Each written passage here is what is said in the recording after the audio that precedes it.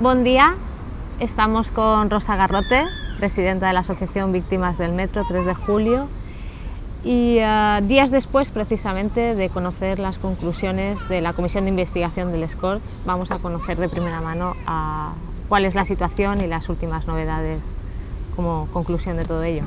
Bueno, pensamos el hecho de que todos los partidos se unan para defender, para investigar lo que aconteció, para investigar el accidente, es lo que demuestra que no es una lucha política y que simplemente denunciar una mala gestión y que lo que se ha pretendido es ir hasta el final e investigar realmente las causas del accidente. ¿Pensáis que hay responsables que se han librado? Hombre, yo creo que el dictamen que han confeccionado los grupos está bastante completo. Ellos en principio señalan las responsabilidades políticas.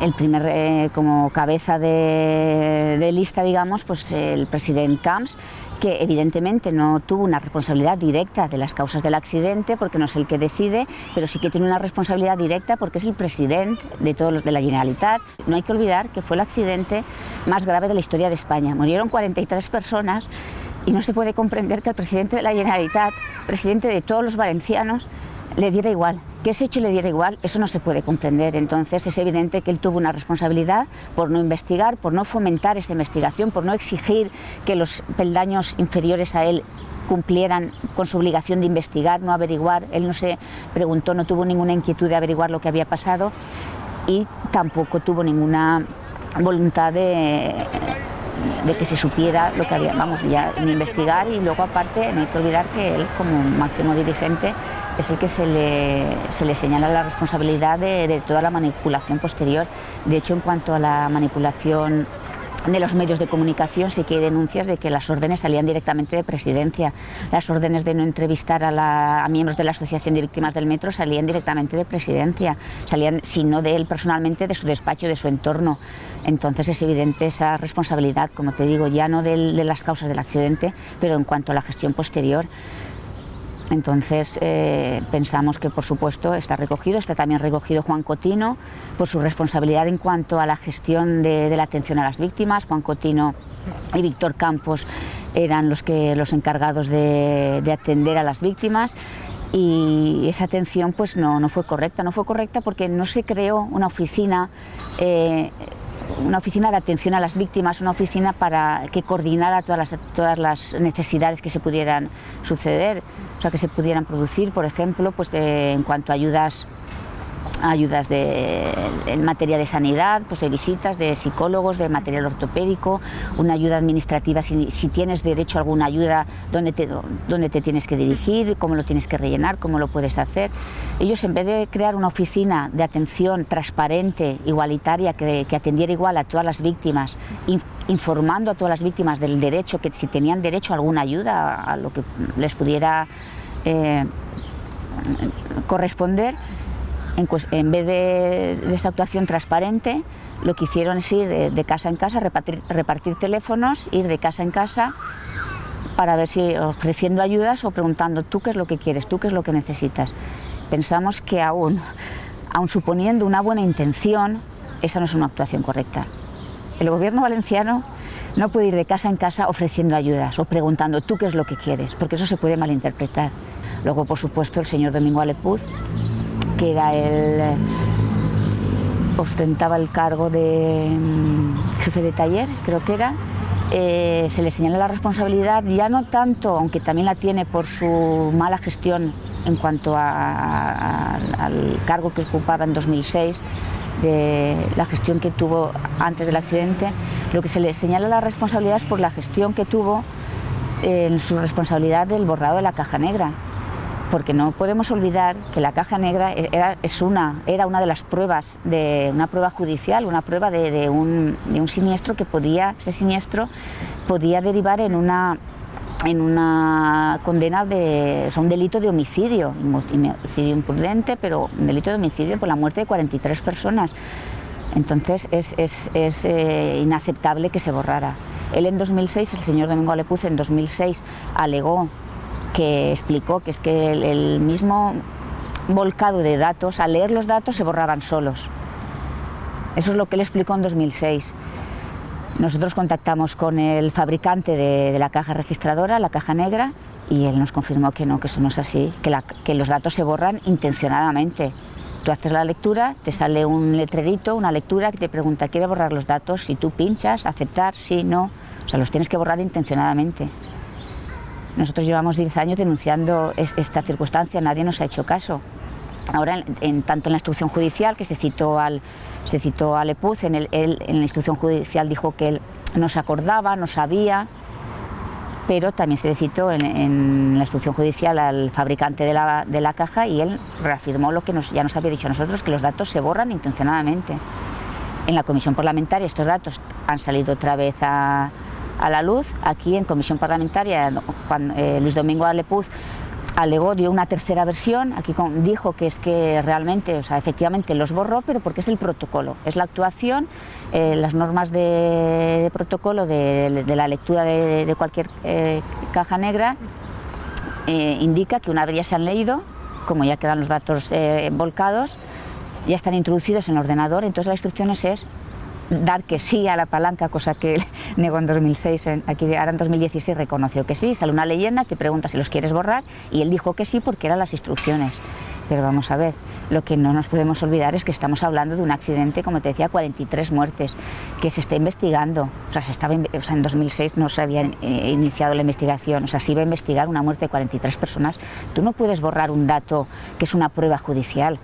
Eso evidentemente fue, si te digo, suponiendo la buena intención. Aquí vamos a suponer, nosotros suponemos siempre porque no queremos entrar en polémica y no se puede demostrar, ¿no?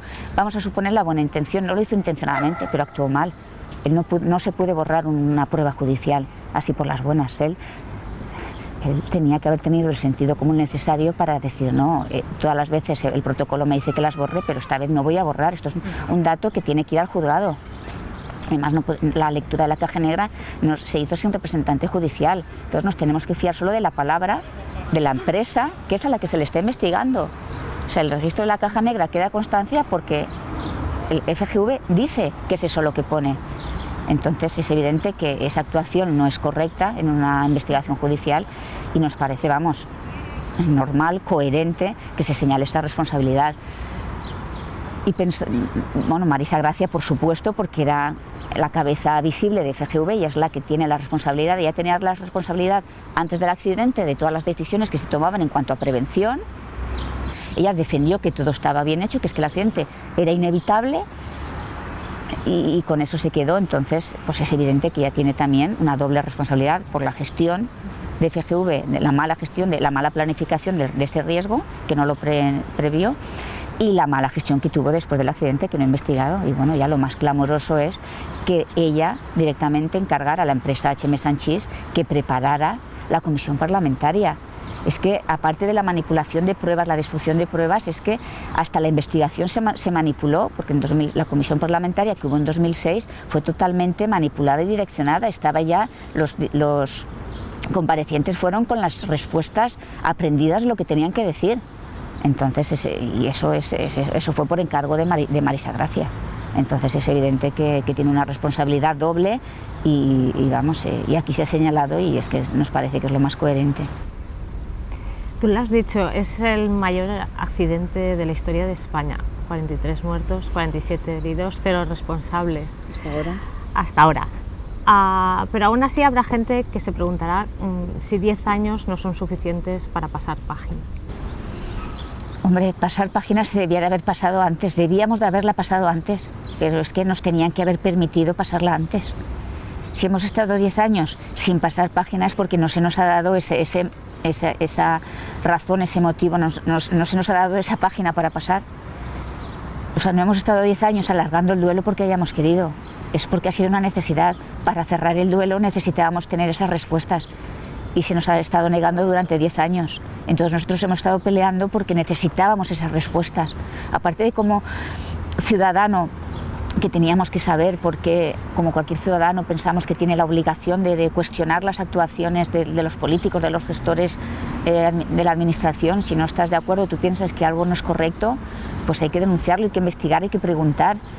Lo que pasa es que no nos daban las respuestas, entonces hemos tenido que seguir 10 años preguntando, pero aparte de como ciudadanos que lo necesitábamos como afectado, como víctima del accidente del metro, porque para poder realmente cerrar este duelo teníamos que estar convencidos de que sabíamos lo que había pasado por necesidad personal y por necesidad también, te digo, como te estaba diciendo, como ciudadano, porque una vez se sabe las causas del accidente, aparte de que sabemos lo que ha pasado a nivel, digamos, de curiosidad, de necesidad de saber lo que ha pasado, lo realmente importante de hacer una investigación es que una vez se sabe lo que ha pasado, se saben las causas del accidente, se sabe lo que ha fallado, se puede corregir. Nos encontramos cerca de donde se está construyendo el monumento Torrent a las víctimas del metro. ¿Es un monumento, este monumento es un canto a la injusticia? Pues mira, es que nosotros queremos quedarnos siempre con el mensaje positivo. Nosotros lo interpretamos, bueno, la verdad es que así nos lo ofrecieron como un recuerdo, un homenaje no homenaje porque, vamos a ver, el hecho de morir en un accidente no es nada que merezca un homenaje, merezca un reconocimiento, pero era más como un gesto de olvido, o sea, un gesto de memoria, de olvido no al revés, para que no caiga en el olvido. Las personas no caen en el olvido porque las llevamos siempre en nuestro corazón, por supuesto, pero sí que se pensó desde la corporación municipal que dado que en Torrent había sido la ciudad con mayor número de víctimas, de los 43 fallecidos, 21 eran de aquí de Torrent, pues sí que les pareció que era también un gesto pendiente, que quedaba ahí como que faltaba no me gusta decir homenaje porque no han hecho nada para homenajearlas, más que ir ese día en el metro, pero bueno, sí que pensaban que se merecían o que había que hacer un monumento, algo contra el olvido. Pero en principio lo que se nos dijo es que se iba a poner los 21 cipreses, cada uno simbolizando una víctima.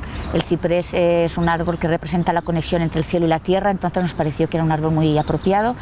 Y en medio iba a ir un monolito que consistía en unas piedras así como caídas, pero aguantándose en pie y simbolizando que te hundes, pero renaces y vuelves, o sea, te recompones y sigues adelante. Entonces nos pareció eso apropiado por el mensaje positivo que tiene, decir, bueno, la superación y hay que seguir adelante. Entonces, pues la verdad es que se nos ofreció, si nos parecía bien, nosotros pues como no era un homenaje a la asociación, sino dedicado a todas las víctimas, pues pedimos a la corporación municipal que, claro, que consultara con todas las familias de los fallecidos, a todos les pareció bien y así se ha hecho.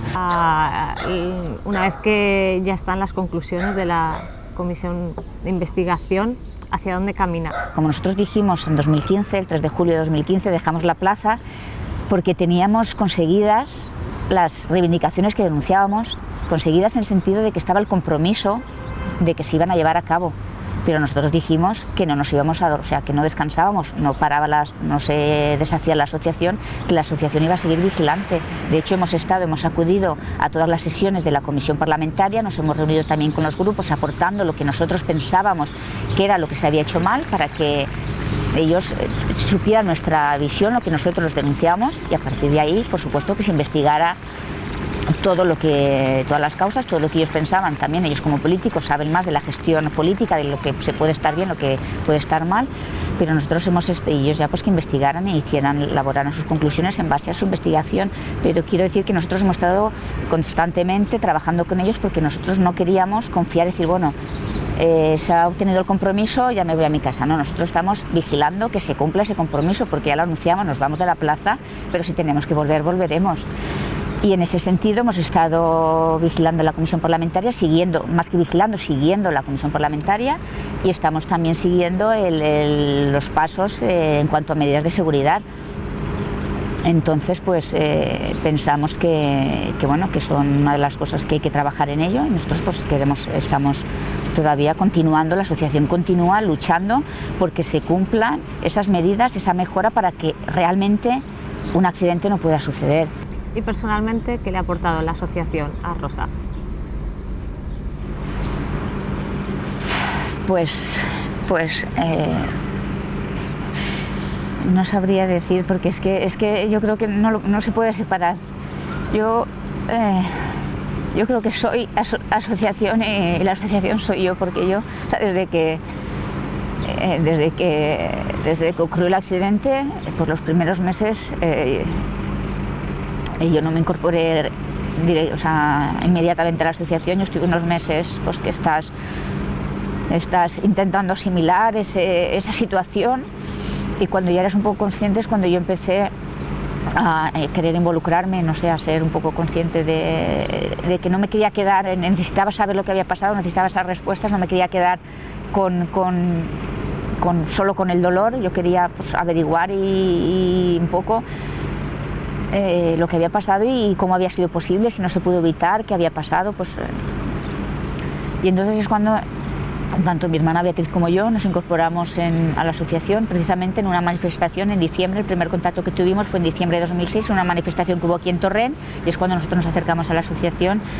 Y entonces es que desde ese día no se puede separar, mi historia no se puede separar de la historia de la asociación. ¿Qué es lo que me ha aportado? Pues quizá esta conciencia ciudadana de no conformarte, de no quedarte en casa quejándote, ay, es que todos son iguales, es que esto no está bien, esto no está mal. Yo creo que lo que me ha aportado es esa conciencia, no decir, bueno, si algo no te gusta, si no estás de acuerdo con algo, sal a la calle, denúncialo y lucha por cambiar las cosas.